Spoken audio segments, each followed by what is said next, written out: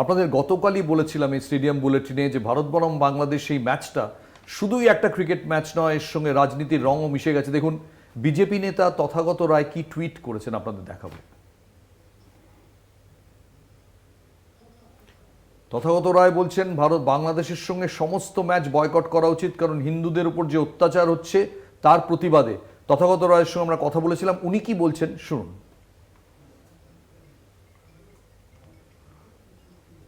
যেভাবে হিন্দুর ওপর নির্যাতন হচ্ছে, নিরপরাধ হিন্দুদের শুধু ধর্মের কারণে তাদেরকে সব রকম ভাবে বঞ্চিত করা হচ্ছে, সব রকম ভাবে অত্যাচার করা হচ্ছে, প্রাণে মেরে ফেলা হচ্ছে, অপমান করা হচ্ছে, সেইটার প্রতিবাদ স্বরূপ বাংলাদেশের সঙ্গে আমাদের কোনো খেলায় না যাওয়াই উচিত।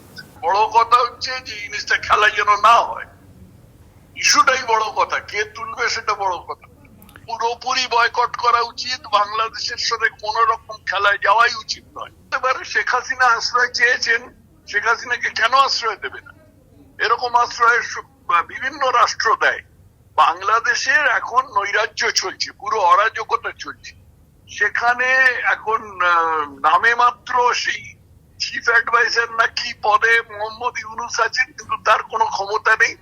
ক্ষমতা যেটুকু আছে সেটা আস্তে আস্তে মৌলবাদী, যে ইসলামবাদী এবং জেহাদি গোষ্ঠীগুলোর হাতে চলে গেছে। তারা তো স্বাভাবিকভাবে ভারত বিরোধী, তারা ভারত কিছু করুক না করুক তারা ভারতের বিরোধিতা করুক। কি অবস্থা দেখুন, আসাদুজ্জামান নূর আমার একজন অত্যন্ত প্রিয় শিল্পী ছিলেন, একজন নাটকে একজন নাট্য ব্যক্তিত্ব ছিলেন। আসাদুজ্জামান নূরকে খুনের মামলায় জেলে ভরে দিয়েছে। শিল্পী কি হবে? কোথা থেকে শিল্পী আসবে? আর শিল্প টিল্প ওরা পছন্দ করে না।